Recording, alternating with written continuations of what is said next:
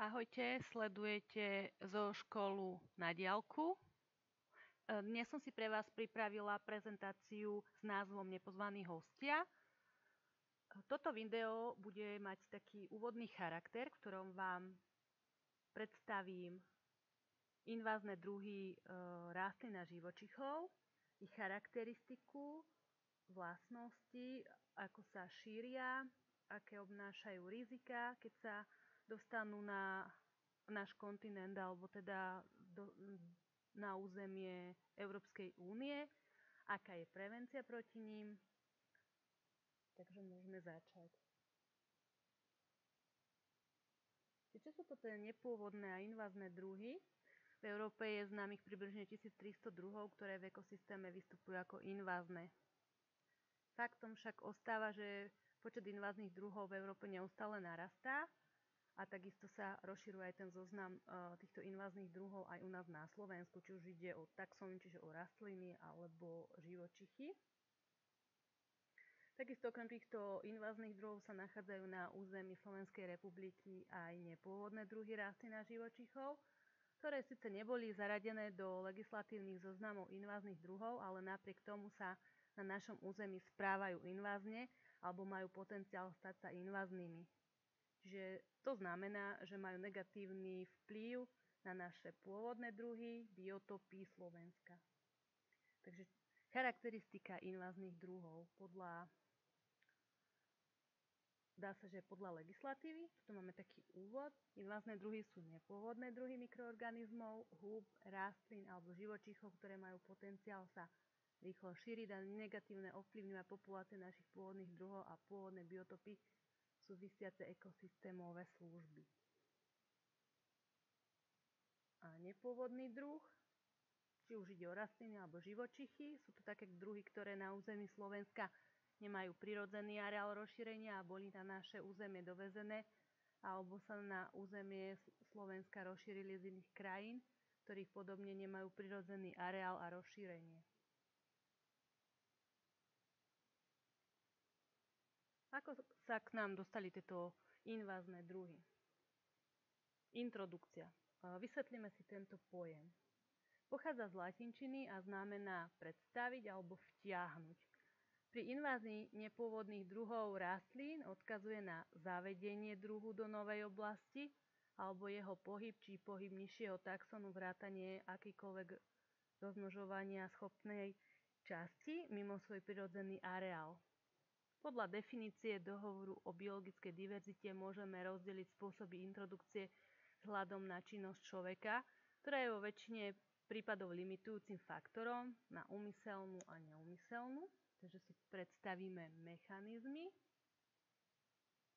akými sa dostane tento invázny druh na naše územie. Čiže najnovšia klasifikácia introdukčných dráh pre Európu rozlišuje 3 základné mechanizmy, cez ktoré majú nepôvodné druhy možnosť vstúpiť do nášho územia alebo na naše územie. A je to import ako komodita. Čo to znamená? Čiže toto je spojené priamo s ľudskou činnosťou pri pohybe tovaru. V mnohých prípadoch ide o okrasné poľnohospodárske rastliny, ktoré sa rozmnožujú a bez pričinenia človeka sa rozšíria mimo záhrady a výsadbové oblasti. Import spolu s komoditou znamená prenos semena alebo spory alebo inej reprodukcie schopnej časti rastliny s rôznym tovarom.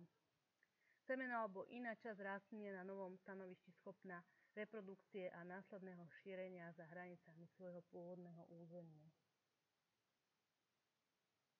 Ďalej to môže byť zavlačenie prenosným vektorom.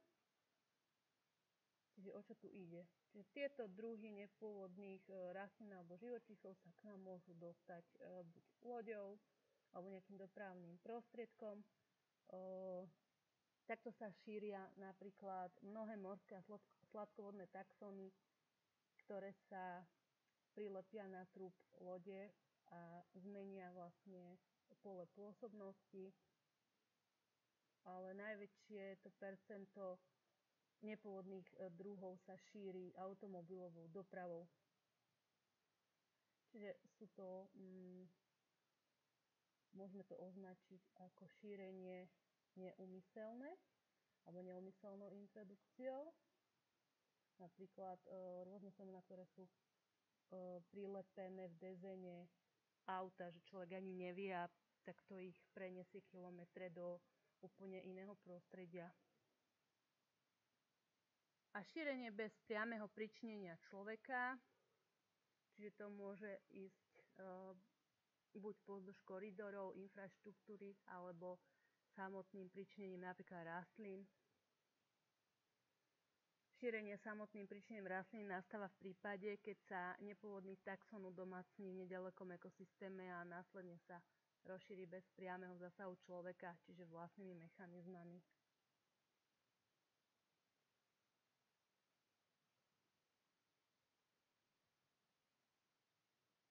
Predstavíme si vlastnosti takýchto inváznych druhov. Takže vlastne medzi najvýznamnejšie vlastnosti, ktoré podporujú šírenie inváznych druhov, patrí vysoká konkurencieschopnosť. To znamená, že tieto druhy sú tak vitálne, odolné voči stresu, dokážu dlho kvitnúť a tvoriť veľké množstvo plodov a vlastne dostávať sa naspäť do prírody. Majú rýchly vegetatívny rast juvenilných a reprodukčne dospelých jedincov oproti tým našim pôvodným druhom, takže sú vysoko konkurencieschopné. Dokážu prežiť nepriaznivé obdobia, či už je to obdobia sucha, záplav alebo narušovania. Schopnosť rásť na odlišných typoch stanovíšť, čiže na rozdiel od tých našich pôvodných druhov, ktoré sú dané na nejakom území, pre ktoré sú typické, tieto invázne druhy, či už rastlín alebo živočíchov, dokážu sa udomácniť v danom prostredí. V prípade rastlín je to, že dokážu žiť na iných stanovišťach, ako im boli prirodzené.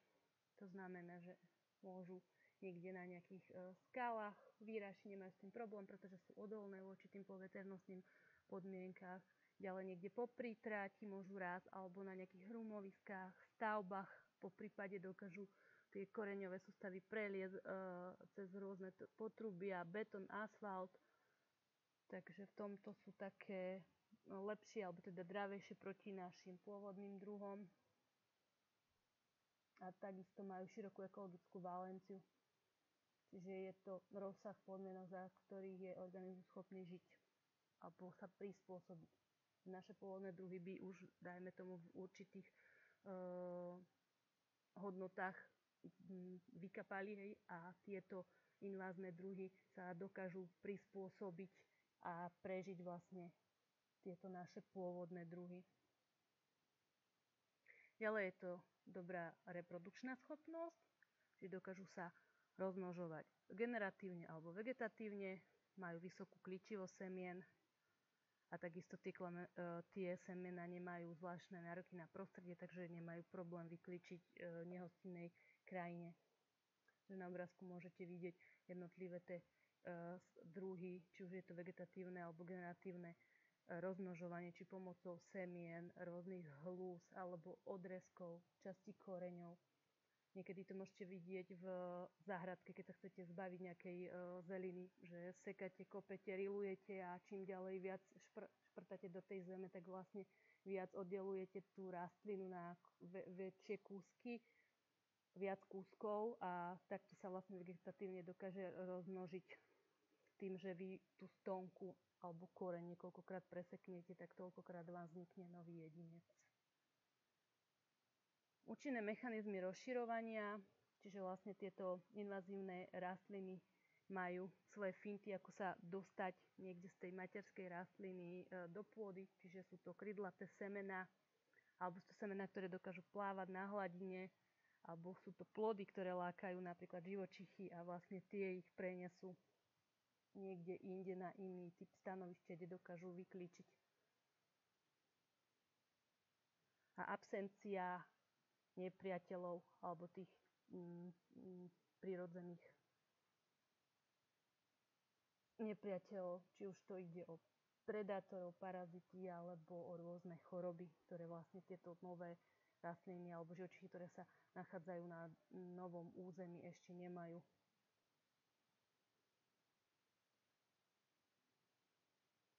Spôsob šírenia. Čiže ako sa tieto invázne druhy dostanú na naše územie. Čiže spočíva to v mechanizmoch špecifických pre jednotlivé taxony, ktorými sú schopné premiestňovať sa na nové stanovišťa. Takéto šírenie môže prebiehať na krátke a dlhé vzdialenosti. Intenzitu a úspešnosť šírenia ovplyvňujú rôzne faktory. Čiže medzi ne patrí najmä činnosť človeka, či už je to úmyselne alebo neúmyselne. A predstavíme si jednotlivé typy rozširovania. Čiže je to antropochória, takže činnosť človeka, čiže priamo alebo nepriamou činnosťou. To môžete vidieť na obrázkoch, tak vlastne invázne druhy sú veľmi krásne a preto boli dovezené do Európskej únie, aby skrášľovali či už parky alebo záhrady, alebo teda boli to medonosné kvety, ktoré za týmto účelom sem priviezli a takto sa rozšírili do okolitej prírody. Takisto, keď zle manipulujete s rastlinami, tak vlastne dochádza k vysemeňovaniu a vlastne tieto rastliny takto sa dostávajú na miesta, kde predtým neboli. Keď dávate na skládky rôzne druhy rastlín alebo orežete stromy a dávate to na smetiska, takže vlastne nemajú problém prežiť. Niektoré tie druhy sa vlastne dokážu zakoreniť aj z vetví, že sa dostane k zemi a zase vykličí nejaká nová rastlina hĺzami. Ďalej je to zoochoria, kedy sa tieto druhy šíria príčinením živočichov, kedy plody alebo semená rastlín môžu ľahko prilnúť na srst zvierat, prípadne perie vtákov, čím sa diaspora rastliny dokáže premiestniť na nové stanovištia a často vzdialené desiatky kilometrov od pôvodného miesta výskytu. Anemochória, takže pomocou vetra, kedy sa po ukončení vegetačnej fázy rastliny a po dozrení semien vietor často a na veľké vzdialenosti dokáže tieto semená preniesť, čím sa podieľa na ich rozširovaní. Hydrochória, čiže šírenie príčinou tečúcej vody, kedy vlastne či už dáž alebo nejaké zrážky dokážu tieto diaspory spláchnúť do rieky, ktorá ich unáša na hladine a tieto semená si udržujú schopnosť vykličiť dostatočne dlhú dobu aj bez prítomnosti vzdušného kyslíka a po vyplavení sú schopné vykličiť. A ďalej je to autochória, čiže vlastne majú svoje mechanizmy, ktorými dokážu zabezpečiť vlastne tú ďalšiu generáciu, kedy napríklad vystreľovaním semien sa dokážu rozmnožiť tieto rastliny aj na takú väčšiu vzdialenosť, kedy sú vymršťované vlastne do prostredia.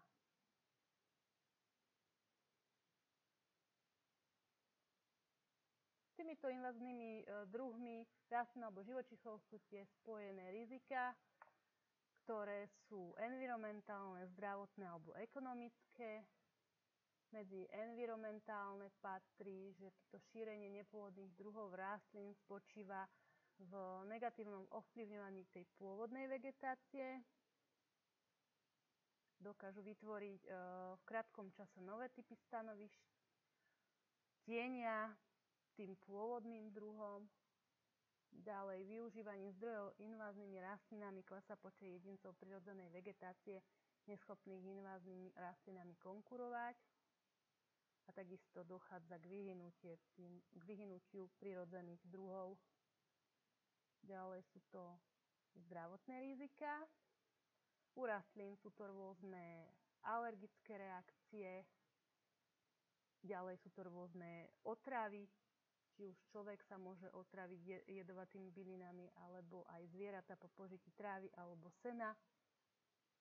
A takisto poranenie, kedy vlastne pri kontakte rastliny s pokožkou, napríklad u bolševníka, vznikajú takéto poranenia. A takisto zase pri zvieratách roznášanie rôznych druhov baktérií alebo vírusov, či už na človeka, alebo na tie pôvodné druhy živočíchov, ktoré vlastne podľahnú týmto rôznym chorobám. A ekonomické, tým vlastne súvisia náklady na odstraňovanie takýchto inváznych druhov, dochádza k poškodeniu, či už z ciest, kanálov, bujnenie týchto rastlín, potom vlastne musí to človek odstrániť, ak to má doma na svojom pozemku, je povinný podľa nariadenia zákonov tieto invazívne druhy zneškodňovať, čiže pre ňoho môžu vzniknúť aj nejaké finančné škody, poprípade pokuty, alebo môžu spôsobiť tým, že nadmerne rastú a môžu upchať kanály a priekopy a spôsobiť povodne. Toto boli rizika spojené s inváznými druhmi a aká je prevencia proti týmto druhom. Čiže najlepšie by bolo mať takú prevenciu, aby nedochádzalo vlastne k týmto invázným druhom a nemuseli sme potom presne riešiť odstraňovanie. Zamedzenie zavlečenia potenciálne inváznych druhov je prvým a najdôležitejším spôsobom ochrany ekosystémov určitého územia. Prevencia nemusí byť vždy účinná a niekedy sa nepôvodné druhy stanú domácnymi a následne aj inváznými.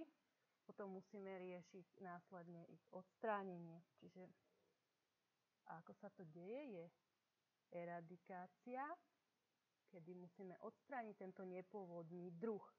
Záleží od toho, či ide o rastlinnú alebo živočíšnu populáciu. Keď o rastliny, tak máme na to viacero spôsobov, či už je to mechanicky, chemicky, alebo kombinovanie týchto dvoch spôsobov, alebo biologicky, kedy sa využívajú napríklad rôzne biologické úvodzovkách zbrane na tieto invázne druhy, či už je to násadenie rôznych plesní alebo parazitov, alebo v prípade predátorov, ktorí by dokázali tieto druhy zneškodniť. Ďalej je to environmentálny, tam ide napríklad po nejakých banských ťažbách, kde vznikajú haldy, že predbehneme tie invázne rastliny tým, že tam zasadíme tie naše pôvodné druhy rastlín, aby sme vlastne to stanovište buď zalesnili, alebo teda pokryli a znížili tak početnosť výskytu invázneho druhu na takýchto miestach.